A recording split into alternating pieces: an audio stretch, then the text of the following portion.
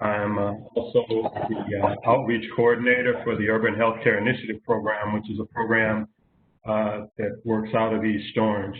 And also I'm a part of the Advocates for Healthy Living initiative, joining Deacon Dixon and a wonderful cast of folks who are just working hard in the community.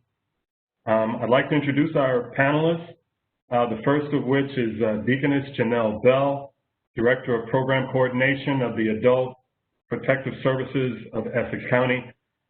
Ms. Bell, would you please give us a quick introduction?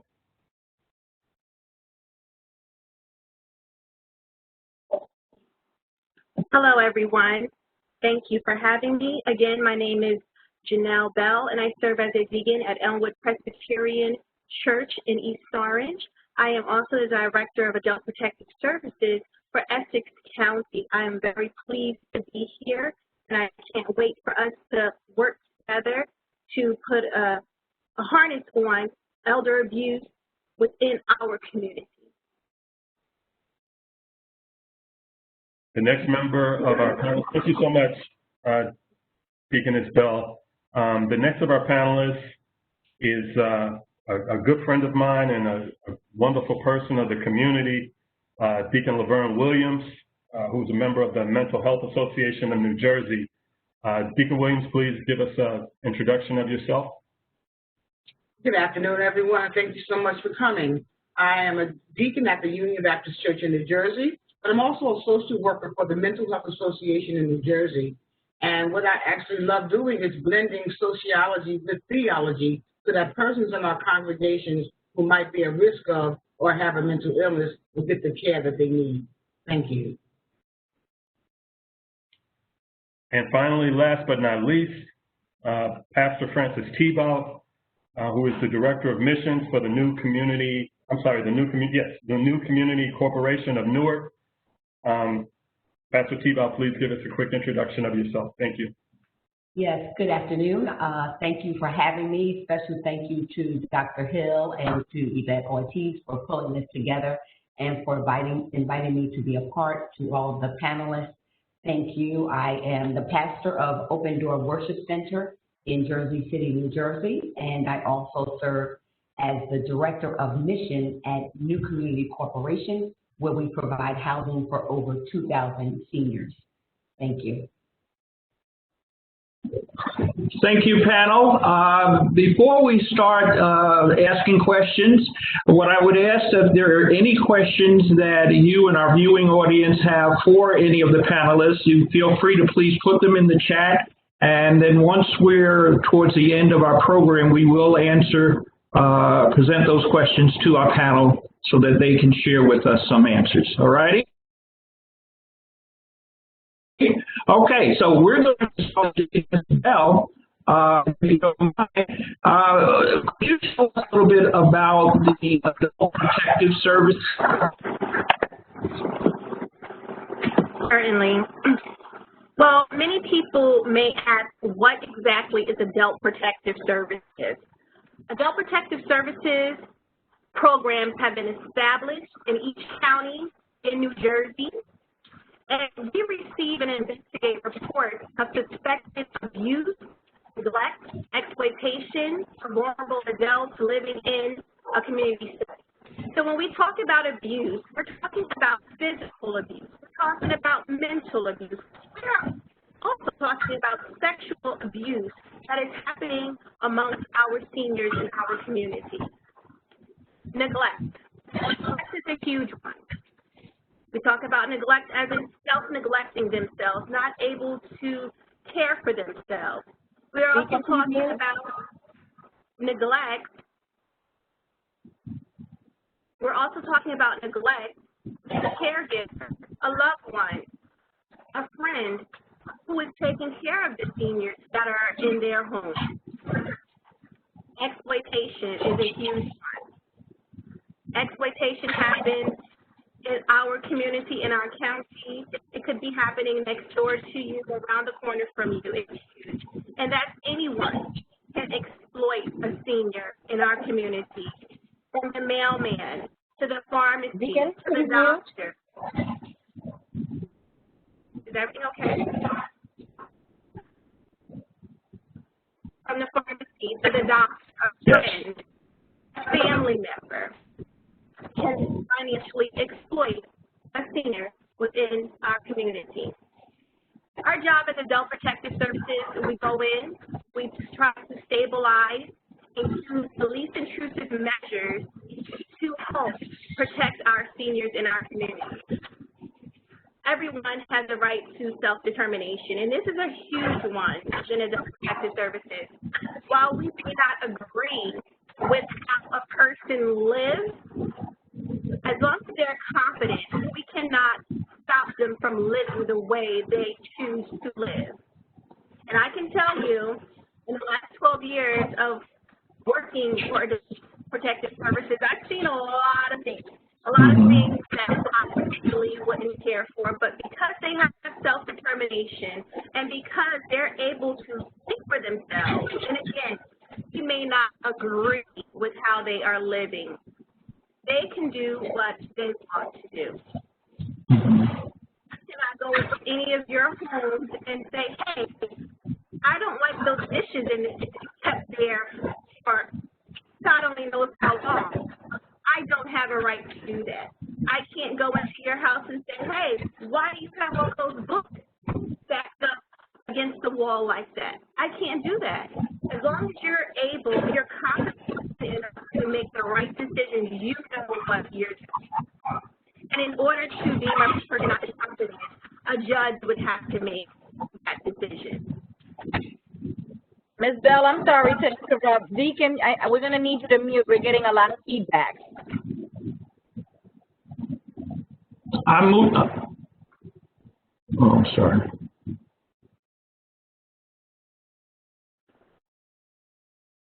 In regards to the senior bullying, I know Ms. Layden is not here, but I'm just going to touch on it real briefly for you. Within senior housing and apartments, we have been called for a lot of senior bullying. And when you say senior bullying, some people are just like, seniors and bullying? Really? They mostly think about children and bullying, but it happens. It happens on a big level. As well as with a child not feeling adequate, not feeling good enough is something about them that makes them lash out with others. It happens with seniors as well. We have seen it, and something which we all would think is so silly. Oh, you have a awesome sweatsuit on today. Well, I wish I had that sweatsuit, you know, or, you know, they may have family members that are coming to visit them often, and people may be a little jealous of that because they wish they had that in their life.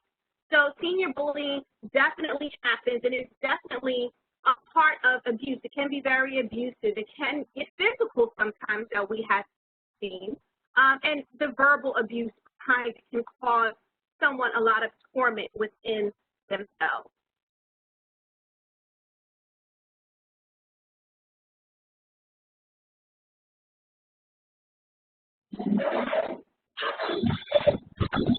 So, Deaconess Bell, how does someone get involved with your agency? How do you get involved with the families? How does that happen? Well, that happens simply with a referral to Adult Protective Services. You will call Adult Protective Services, and like I stated, within every county in the state of New Jersey, there is Adult Protective Services. You will call them. You would give information such as who you are, a phone number possibly to contact you if we're not able to reach the potential client. Some people do not feel comfortable leaving their name and number for reporting abuse, neglect, and exploitation, and that's okay. You don't have to do that, but we would prefer you to do that. We would need the name of the person you're calling about, their address. They have to be in a home, an apartment, community-based. They cannot be homeless. They cannot live on the street, because with following up on a case, we would need to have an address that we can follow up on. We would need to know what exactly is going on with this person, who the abuser is, who's the suspected abuser that's physically abusing them, that's sexually, emotionally, who's neglecting them, what caregiver, what friend, And I put that in quotation because when we say friend, it can be anyone, and who's exploiting them as well. We need to know that information. We need to know when was the last time you've seen that person. We need a description. So, for instance, on June 14th, I went to visit client A. I noticed that they were extremely disheveled. They were confused. They were disoriented. I even noticed that the gas was on in their apartment. So we need things that are very descriptive so we know what we're walking into. We even need to know if there is an animal that's residing in that home with the potential client. We need to know that because we have to protect ourselves as well going out to the home. We have had many situations where it was unsafe, and actually a couple of clients have actually called their dogs on us. So we have to always be careful because we have families we need to return home to as well. We need to know any illnesses, any mental illnesses that you're aware of. We need to know any physical illnesses. We need to know any and everything that you think is important and any and everything that you would want to know walking into someone's home.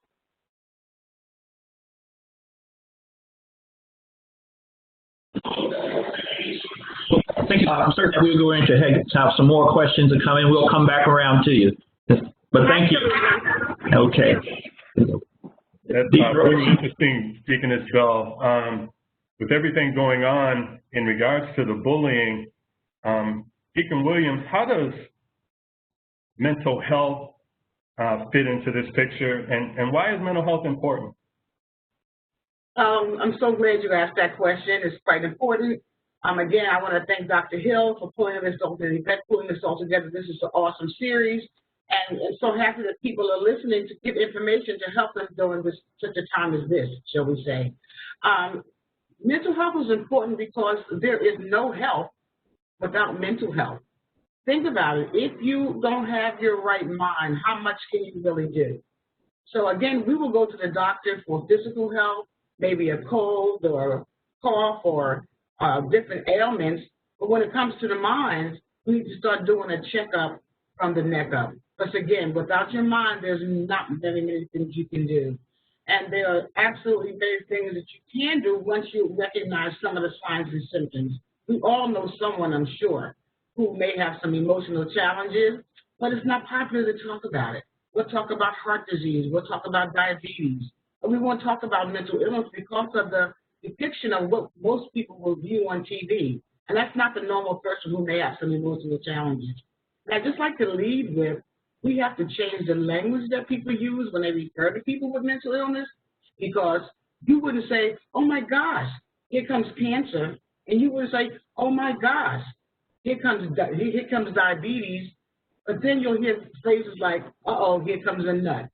So with that kind of stigmatizing language, who would want to go get help? No one wants to be labeled as being crazy. So again, when we start using first-person language, a person with emotional challenge, a person with diabetes, making it softer, making it kinder. And again, that would be one of the reasons why people would go get help, because they're not looked down upon like any other disease. Mental illness is a disease. It's a dis-ease with the mind, and it's just in correlation with diabetes or any other disease. And until we start looking at it that way, people are, well, we're going to be stigmatized and feel as though I don't want to get help. But again, there is no health without mental health. Oh, that's really enlightening. And just like with physical health, sometimes we can be slow to go and get help. And I can think that it's probably even more difficult from the emotional side. Where do we start? What kind of things can we do to help our emotional wellness? Okay, well, I like to say, if you think it, ink it. Okay? Keeping a journal is crucial. If you can think about it, then you need to ink it. And so all of us really should be dealing with the 8 dimensions of their wellness. And what are they? I'm so very glad you asked that question. The 8 dimensions are emotional, which deals with coping effectively with life, financial, sometimes people are going through, particularly right now in such a time as this. Social. I know we practice social distancing, but we are human beings who were made to be connected and socialized. So even with social distancing, are you still staying in contact with people who are important to you in your life? Spirituality, well, that's different for everybody. But do you have a sense of higher power? Do you do things that makes you feel better, like taking a walk or maybe journaling? Going to a formal institution is not for everyone, but what do you do to make yourself feel good? And then occupational, what brings you personal satisfaction? You know, all these things have to work together. Also taking care of the physical, you know, recognizing the need for physical activity or, you know, good diet or maybe getting enough sleep and nutrition. And then intellectual, are you feeding your mind as well? Are you learning? Are you growing? Are you recognizing that you can, no matter how old we are, you can always learn something? And then environmental, how is that healthy around you? What are you doing to make that happen? And then more importantly, at the very top would be obviously the emotion. So when we all talk about these 8 dimensions of wellness, all of these things should be in balance. And if they're not, if one thing is a little off kilter, it can signal that someone is not well. So again, if you were to ink, how do you look when you're well? What does that look like for Kelvin? What does that look like for Deaconess Bell? What do you look like when you're well? Then you can go back and look and say, you know what? I haven't been doing this for me today.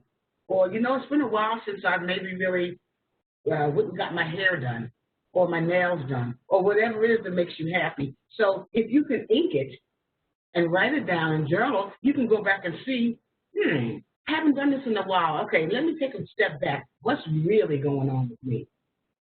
Let me ask this, Deacon Williams. Is it as easy as calling my medical doctor for a checkup? What kind of resources are available, and who do I call? Okay, well, yes, it is as easy as calling. I'm so pleased to say that it's been many years that people will go to their physical doctor with a emotional problem, because if I talk to my medical doctor, then I really don't have a emotional challenge going on. So oftentimes people are sitting there talking to their medical doctor, but that's not their area of expertise. So oftentimes I tell people, you would not go to your eye doctor for your feet, so why are you sitting at your medical doctor's office talking about emotional challenges when that may not be his area? So yes, I'm glad to say now, physicians will ask the questions, how is your emotional state? How is your mood? That wasn't always done when people were going to see their primary care physician. So I'm glad that's happening. And then there are many, many resources. I, for one, I'm from the Mental Health Association in New Jersey, and we have a toll-free number. We are actually the go-to line, the go-to number for persons who are experiencing difficulties during this time of COVID-19 pandemic. And we have free emotional support from trained staff. We're open from 8 in the morning until 8 at night, 7 days a week. And it's multilingual services are available. And people just need to I'll give the number, but the easiest way to remember is the Mental Health Association in New Jersey, www.mhanj.org. We also, like I said, it's free, it's private, it's for persons also can text in 14 and over. Can be able to text in, live texting. We have crisis counseling available. So there's a wealth of information. If people would just access our website, www.mhanj.org, to see all the services we provide, or they can call 866-202-4357.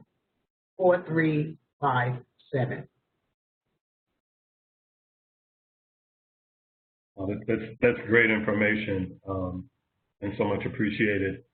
Can I have one quick follow-up? Is it something that's always covered by insurance? Not always, but when you call the line, they will tell you, they will ask you maybe how much insurance do you have, and there are some places that operate on the sliding fee scale. They only work with your ability to pay. So if you don't have a lot to pay, there are different places. So that's a wealth of information. Once you call the line, you can ask one of the clinicians what services are available in my area. You can give me a listing of who takes insurance and who does not.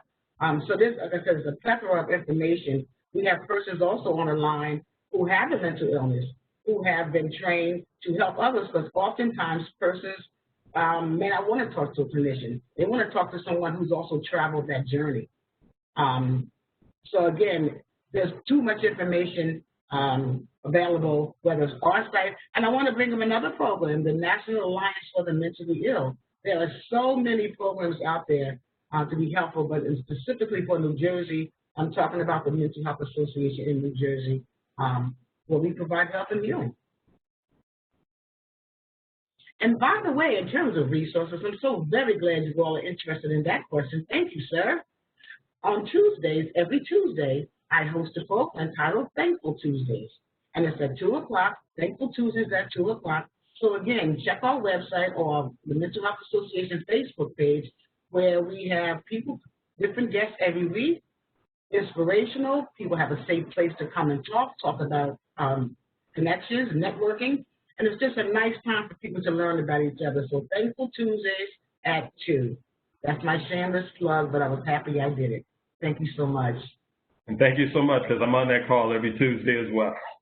Amen.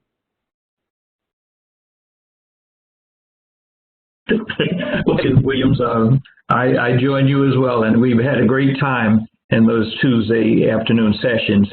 We're going to move on now to Pastor Tebow.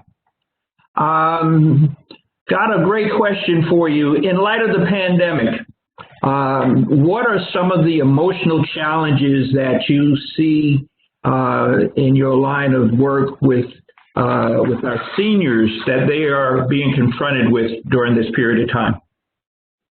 Okay, well, thank you for asking that question. Actually, we know that COVID-19 has impacted all of us, not only our seniors, in unprecedented ways.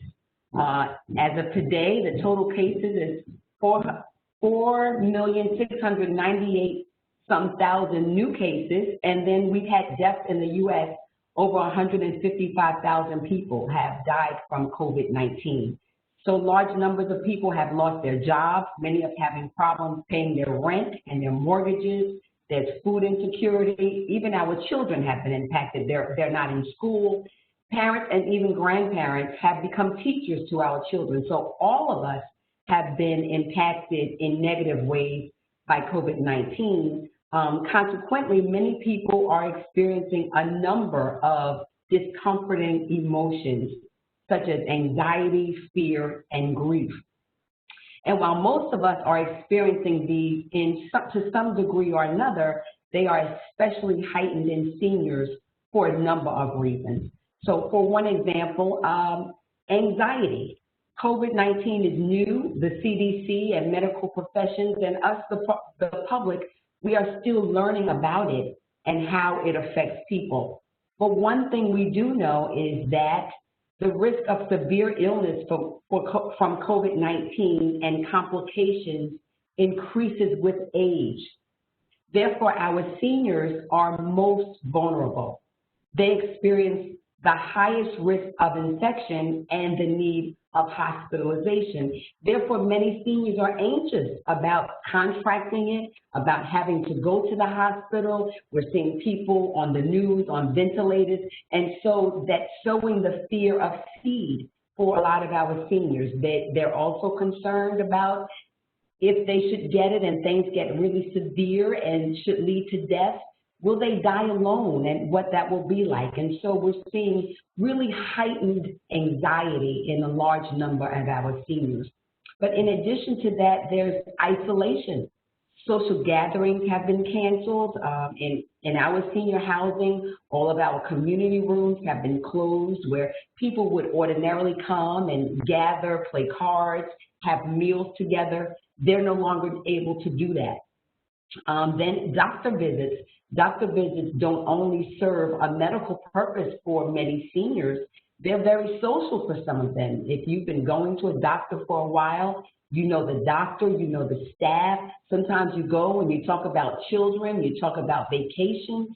So it's a social opportunity as well that many are losing as we are no longer to have face-to-face medical office visits.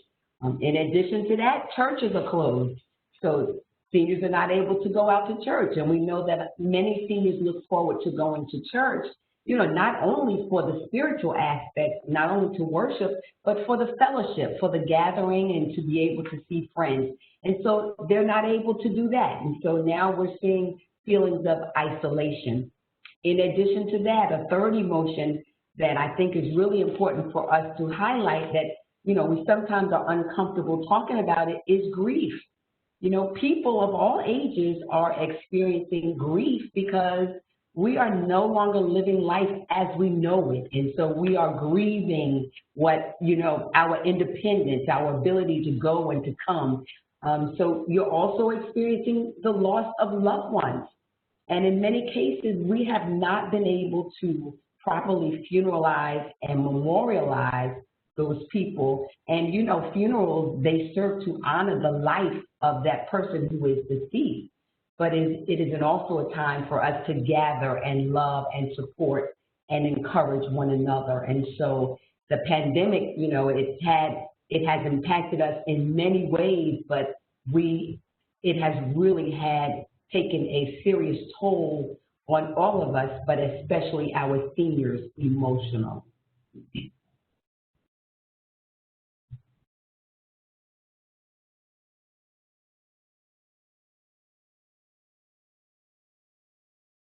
I think you're muted.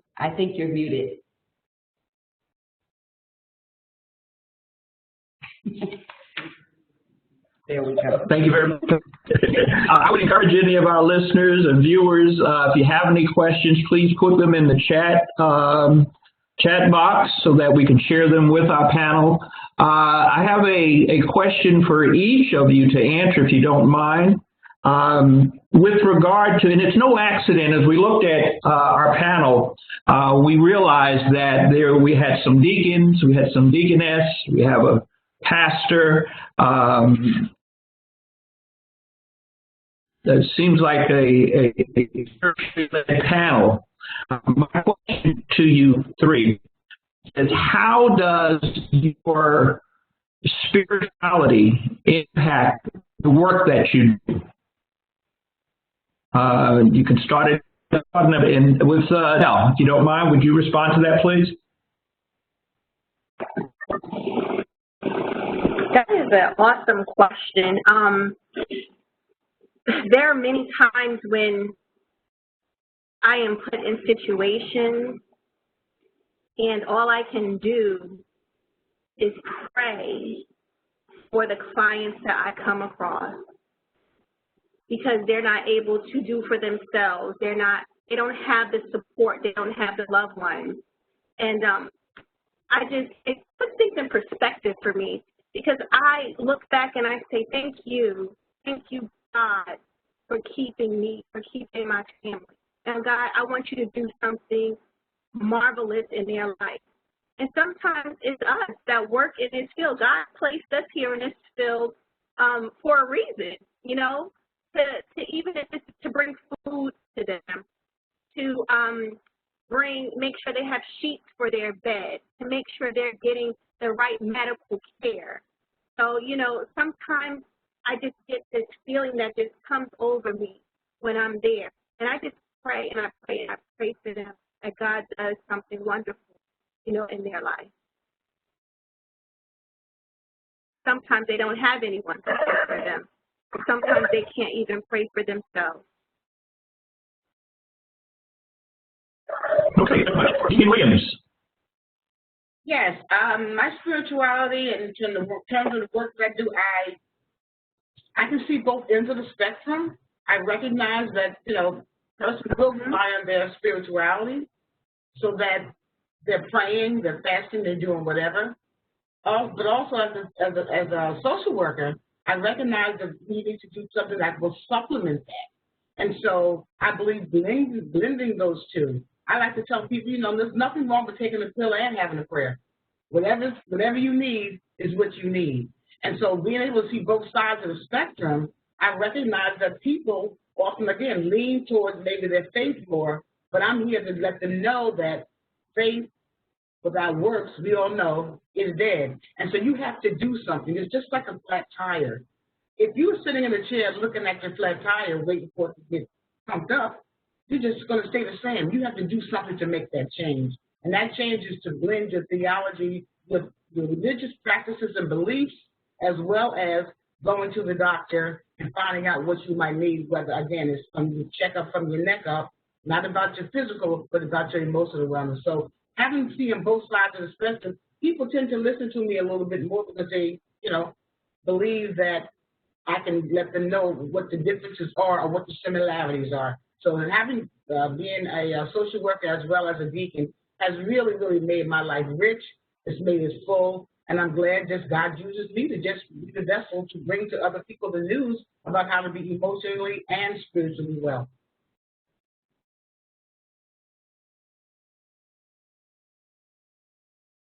Thank you so much, Pastor. Well, yes, sir. For me, as a Christian, it is my goal to live the ethic of Jesus Christ. And we know in the scripture he says, whatsoever you do to the least of these, you've done unto me. He said, you're going to be asked, when did you see me hungry and I didn't feed you? When did I see you in prison? And I think it is our job and responsibility to treat everyone that we meet as we would treat Jesus Christ, and so that is what drives me to keep going. Jesus also asked, how can you say you love God who you've never seen when you don't love your brother and sister? So how can we recognize needs in people and not strive to meet them? And so I think our challenge is to be the vessels and the instruments of God to meet the needs of those that we encounter in our everyday life. Thank you very much. Thank you very much. I'd like to just throw one more toss-up out to you all, and it has to do particularly to our community. The responses have been somewhat simple. Some of you hit on it, but how does the area of bullying impact our community, talking about the Black and brown community, as well as the mental health issues that we're confronted with? Deacon Bell, I'm going to come back to you.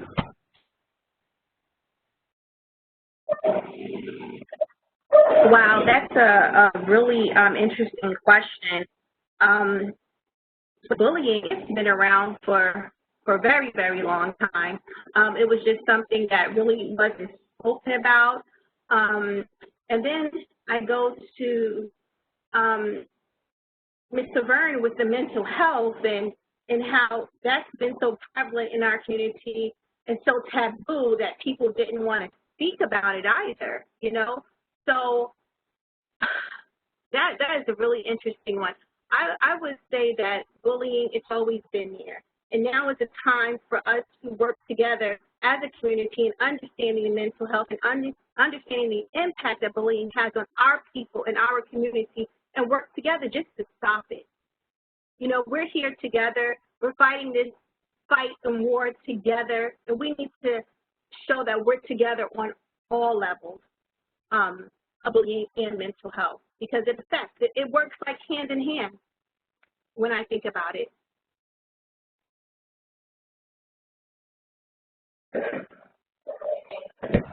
Very much, Deacon Bell. Deacon Williams. Okay, so Black and brown and even indigenous communities, we are the worst at seeking help for emotional wellness.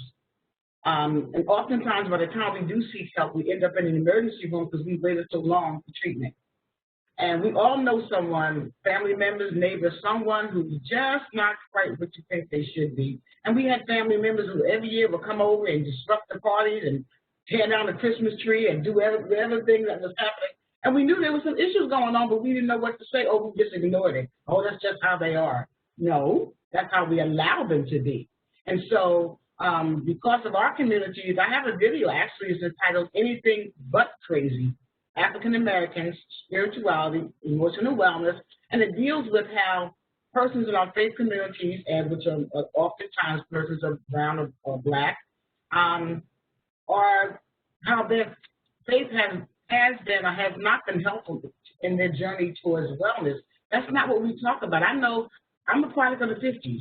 I didn't talk about mental illness. And if you did, you talk to it at home, and the first thing they would say, well, you know, you keep this stuff in the house. You don't tell your business out in the street. So if you were emotionally challenged, you was probably left in a corner. You know, you pushed in the corner somewhere, just kind of fending for yourself, or you were ignored, or they put you on the third floor and fed you graham crackers and hid you away from, you know, the rest of the visiting relatives. So we are not good at that. But hopefully, before I close my eyes and go on to the other side, that I will let the message be known.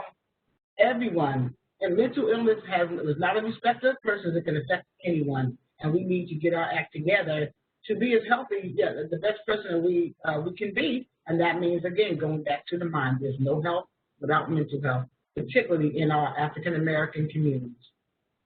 Thank you. Okay. Pastor Mel? Yes, I would just add, as the others have pointed out, that those issues have always been concerns in our communities.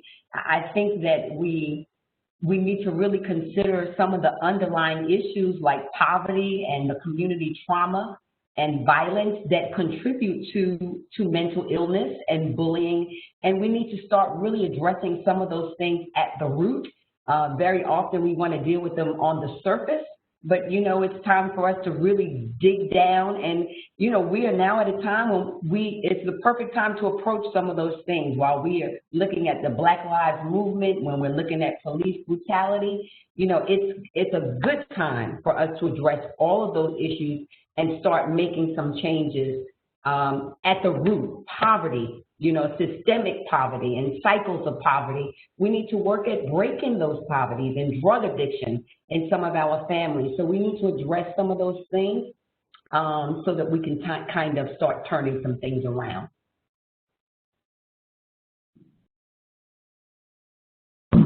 Let me ask you a follow-up question. Great responses from all of you, but that particular need that is there, where do we start? Where do we start on the local level and the neighborhood level addressing those issues? So before we start on the local level, I think, and we have to deal with it on every level. Mm-hmm. So there's something to be done on the national level, the federal, state, every level. But I'd say we need to start with our families. You know, we need to start with the roles that everyone plays, what everyone is contributing to the destruction, the harm, the pain that's going on in our family. What are some of the things that we can do to bring about a change? The education of our children.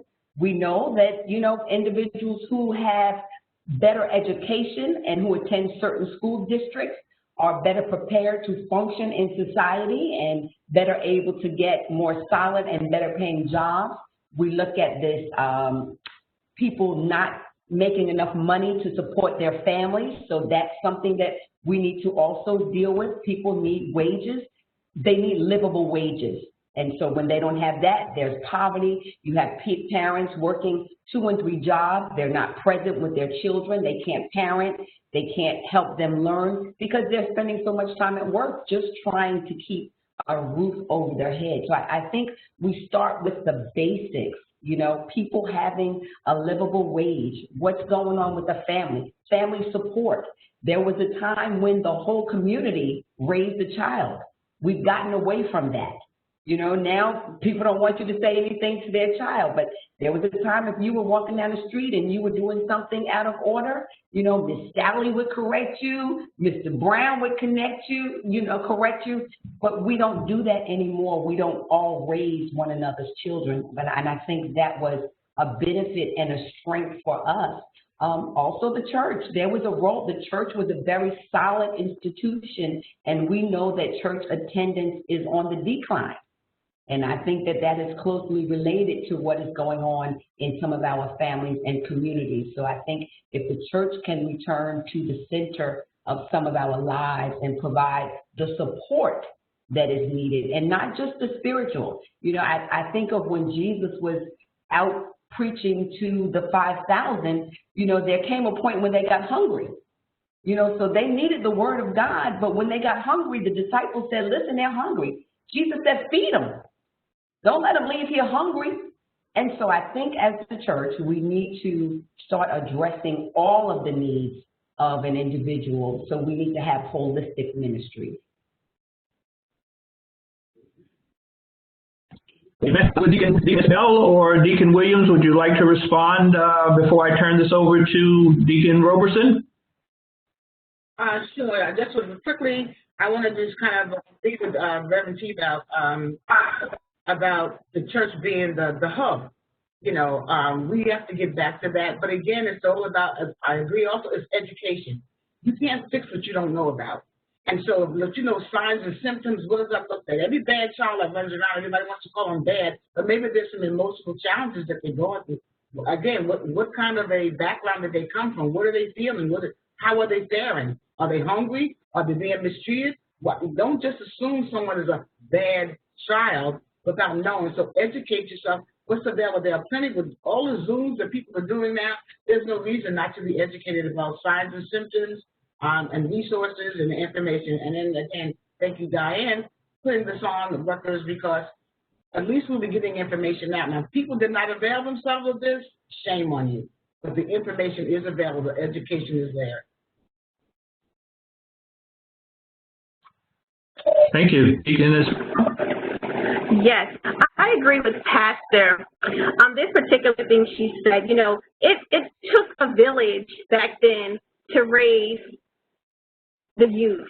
And now I find that everyone has gotten away from that village. Don't talk to my kids. Don't discipline my kids. See me first, you know. But when I was growing up in church, if I did something, I was getting checked by sister so-and-so, brother so-and-so, and it better not get back to my mother because I'll be in a whole lot of trouble. And I think we've gotten so far away from that culture that we once knew. And I think we need to get back to that, because if it's a problem, it should be everyone's problem. Our community, our Black and brown community, we should come together and raise our children and be okay with having help and input from others, effective help and input. Thank you very much. Deacon Robertson, I'm going to turn it over to you, so you have any additional thoughts. Yeah, we have a couple of questions from from those that are listening in. The first one is in regards to how do you know, and I know you all kind of alluded to it, but when you need a checkup from the neck up, how do you start that process? Do you, in the instance where you may be in a senior building, how do you approach it? Is it just a matter of going to an 800 number? Is it a matter of reaching out to a director within the building? Because you all stated that it's a difficult step to take. What's a good process to say, oh, you know, I'm being bullied, or to get them to get the courage to say that I'm being bullied, or to have the courage to say that I'm just mentally strained and I don't know how to get out of this circle?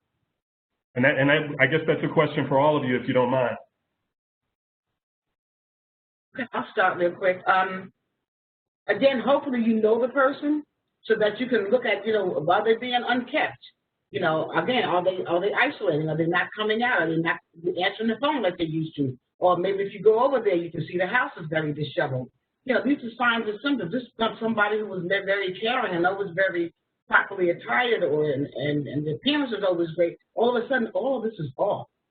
So again, and then I think that you do have, each senior building does have directors who have, I think probably Sister T's out to talk about that a little bit more, but just noting some of the signs and symptoms of when somebody's not well. Who better to recognize than someone who knows you well? So you have to look, you have to look. You have to open your eyes to see where people are, to meet them where they are, and then help them to recognize there is no shame about accessing help.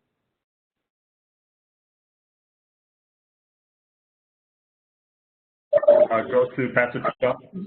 Yes, I would agree that we have to be aware and pay attention to our loved ones and what's going on in their lives and changes that we see. I know in our buildings, we also have resident service coordinators, and they are in constant contact with the residents. And sometimes, as Deacon Williams mentioned, you see changes. They're not keeping their apartments as tidy as they used to.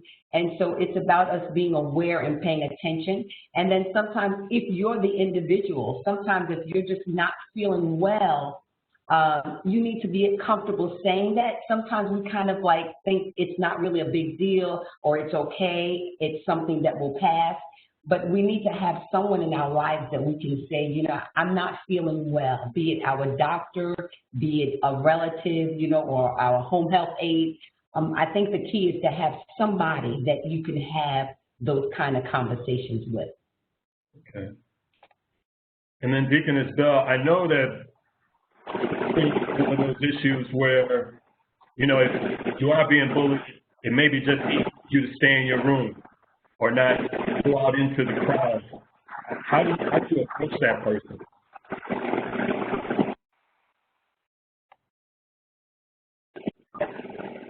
I'm sorry. How do we approach that person that's being bullied? Right, and maybe reluctant to open up about it. Well, you know, I would encourage them to go out and to speak because I guarantee they're not the only one that's being bullied by a particular person. You know, strength in numbers. If they're in a building, go to their director of the building, the service coordinator of the building, a family member, a doctor, you know, speak on it, you know. Maybe something is going on with that person who is the bullier that may need some attention, may need some mental health attention as well. So, you know, like I stated before, you know, everything was just so taboo at one point, and mental health was like, you know, a secret, you know. Everyone, you know, like Mr. Burns said, if you had it, you stay in the house, you know, don't say anything to anyone. Maybe something's going on with that person. So I think if you, you know, be brave, stand, you know, and speak out on it, and I guarantee they're not the only one. And that has been our result, that it wasn't just one particular client of ours that was affected by this person. But you see something, you tell. And put more eyes on it, and hopefully a resolution will come with that. Great question. I'm sorry, great answer. One more question from the group is, how and when do you engage the family member of a person that you feel is maybe reluctant to speak on behalf of themselves? I would just say that oftentimes, sometimes you just need to keep repeating it. You know how when you were growing up that maybe your mother or father told you something 1,000,000 times, and one of them said that 1,000,001 time that you finally heard it and you got it. And so even though it looks like you're not making progress, keep saying it, keep mentioning it. You never know when, you know, that person will hear you. You just can't give up. And then sometimes you have to also recognize that there are times when there will not be something you can do. You can only give the message, you can give the information, and just, you know, pray and hope that they will follow through. But again, you know, don't be ready to give up, even though it's very frustrating, because you never know that very next time you say something will be the time that they hear it and act on it. And also to answer the question about when should family members be involved, I think family members play a very critical role. And, you know, building employees, there are limits to what we can do. So family members need to be very involved. And I know sometimes, you know, and we talk about the sandwich generation, adult children who are raising their own children and working and going to church and involved in a lot of things. And so they're sometimes stretched. But I would challenge family members to take the time to look in on your seniors, your elders, and your vulnerable people. Be present in their lives, because one thing is People treat them differently when they know that there is someone who cares about them and someone who is going to advocate for them. So it is important that we are present and accounted for. So I think family members should be a part from the very beginning. If you have a senior who moves into a senior building, go there. And this is my family member. I am present. I am concerned. Here is my number. Call me if you need anything or if there's anything going on with them. So it is critical that we family members are involved in the lives of our seniors, and not just seniors, but you know, we have some other family members who have mental illness or they're vulnerable for other reasons. We need to take the responsibility for our loved ones and be present and help them along with this journey. And last I was going to add, unfortunately, sometimes people will not hear you. So if you are struggling with something and you're looking for support from a loved one and that may not be there, you just might have to just toughen it up, try to find someone else who will be in your corner. Because oftentimes you spend a lot of negative energy hoping that somebody will understand where you're coming from, and they won't, or they don't, or they can't. And so, again, have multiple people that maybe you can talk to so that if one, for whatever reason, is not available, there's someone else lined up who's there. Somewhere, somehow, there will be somebody that will be able to listen. We have unfortunately come to just about the close of our time. This is really, really such a rich discussion. I hate to cut us off, but we're going to have to almost leave it there. There is one other question that we want to respond to in the chat box. And the question is there an 800 number to report elder abuse? If we could get that response real quick and help that person out, it would be very appreciated. Yes. Okay, yes, there is a number to report elder abuse for Essex County. That number is 866-903-6287. Now, if you're calling the number during the pandemic right now, we ask that you leave a voicemail, a detailed voicemail with your name and your number, and our intake person will be calling you back. Also, for all other counties in the state of New Jersey to report elder abuse, I'm going to give you the main number, but I can also send it if you guys want to put this sheet up on your website so people can have access to their particular county. I will do so. But the number to the state office is 609-588-6501. So I'll scan this over so you guys can post it up.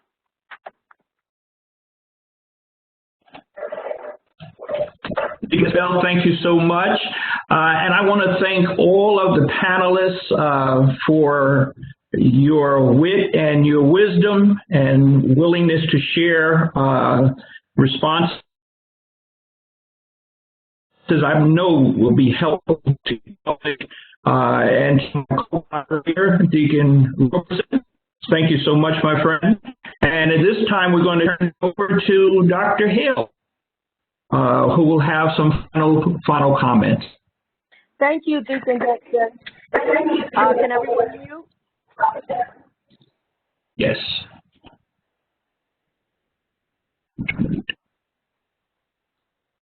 Okay, thank you, Deacon Dixon, and thank you all of our participants.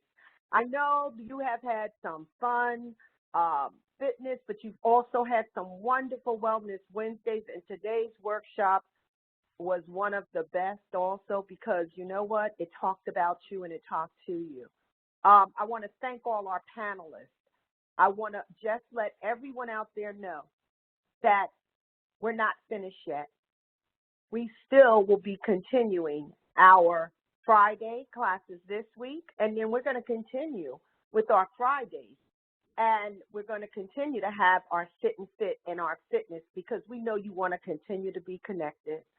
And then we're going to have our committee to do some additional planning and we will do exactly as they do on all the shows on TV. If you missed it, we're going to have a rerun. And we're going to be showing some of our Wednesdays that we've recorded for you, those sessions. So if you missed it, then you have to stay with us and tune in, because we will be showcasing and highlighting some of those Wednesday sessions for you in September and October. And then we're going to have some special things. We're going to have a special concert series for you. We're going to have a special holiday cooking and sing-along for you. And then we're going to do something special. We're going to rely on our partners for our wonderful Tuesdays. So you can tune in Tuesdays, because the Tuesdays are going to be happening with Deaconess Laverne Williams. So we want you to tune in with Deaconess Williams. We also will want you to tune in to some of the other programs that we will list for you, and we will also highlight a resource page for you.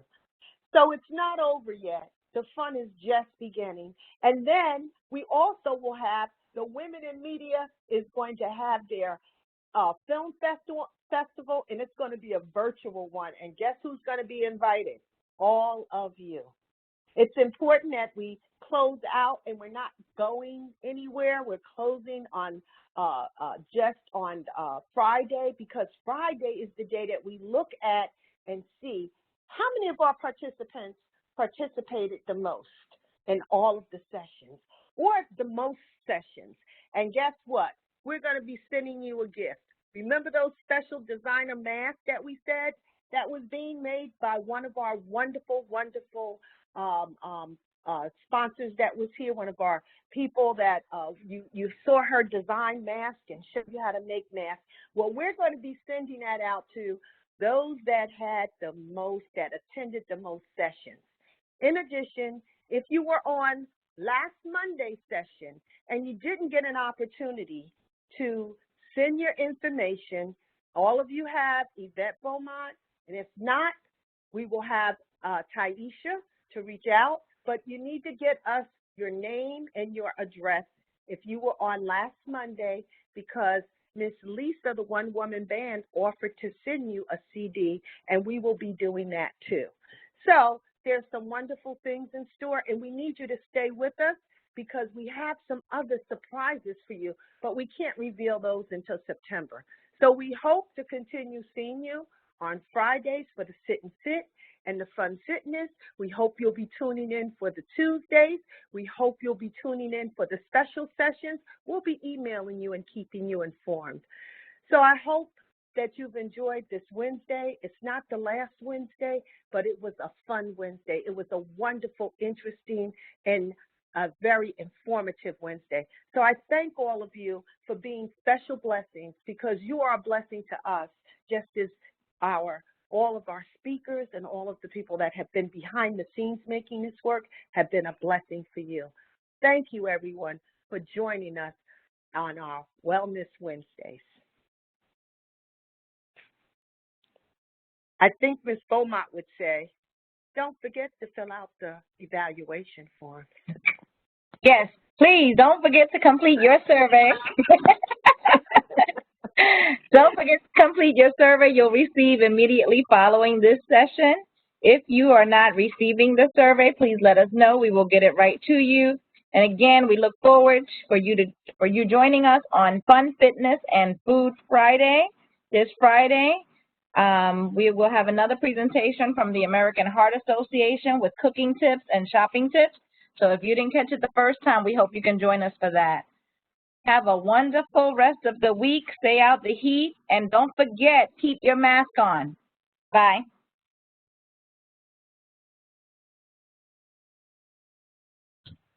Bye, folks, and thank you. I love you all. Thanks again.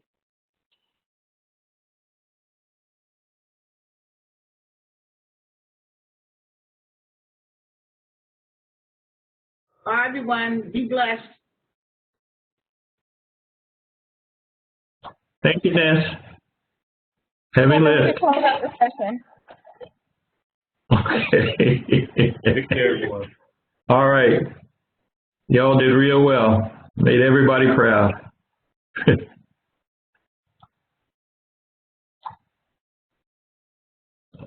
Bob.